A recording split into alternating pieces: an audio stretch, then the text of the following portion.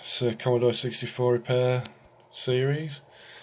When we left last time I was recapping all the electrolytics, so I've completed that. Made absolutely no difference, still got black screen. But at least it wasn't fizzing when you powered it on, which is, a good thing. Basically the voltage is pretty much alright. The summary is they're alright down this end of the board, and the further you go down, about around this point in the middle, they start to get worse. They drop into well under a volt, and some of this 74 100 logic was basically well under a volt, not enough to power it up at all. So then after trying to trace where the voltage was dropping to one of the components, which I basically couldn't do, none of the chips were getting hot, like some of the websites say. That's one possible symptom, it's drawing too much current into one of the chips. And none of the components, well, obviously the VIC 2 chip was getting hot. I put a little heatsink on that now, and I'll leave this cover off because it basically doesn't do anything other than make it hotter.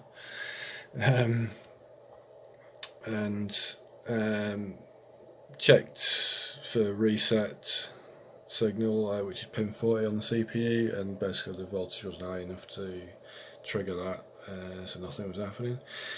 And to cut a long story short, resorted to just touching up a few of the solder joints on the back of the board. I thought maybe that was, there's some, I couldn't see any obvious breaks in traces at all, or any dry solder joints at all. And then reinsert the chips, apart from the SID chip, which you don't need to boot anyway.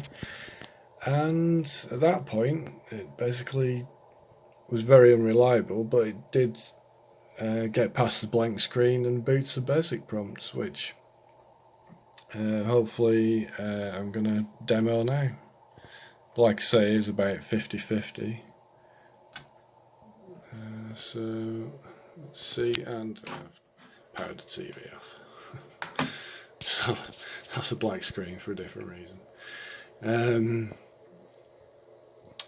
So yeah, that's powered on. There's black screen again, and try again. And yeah, like randomly about, half the time it gets to that point. Plug the keyboard back in, and although some of the keys work, like the spacebar doesn't work, but some of the other keys, alright, so there's obviously some mechanical problem in there which needs sorting out. But yeah, it looks like a good picture as well. I'm a bit surprised about that. I was expecting, some people were saying these early VIC chips aren't the best quality output. I am running it through composite, through the old monitor cable. But yeah, it seems to be working. The voltage is still about 3.2 or so, and I think that's why it's sometimes not getting enough voltage to trigger that reset, or hold the reset pin high, which I think you have to do. I guess meant to be held at 5 volts. Yeah, so I guess I'll carry on. There might be a part 3 of this if I eventually get to the bottom of it. I mean, I don't know if I ever will, but keep trying. I think it's worth it, and definitely going to clean up the keyboard as well. Okay, so thanks for watching the video, and please like and subscribe if you find this stuff interesting, and might help the channel and might do a bit more in the future. Okay, bye for now.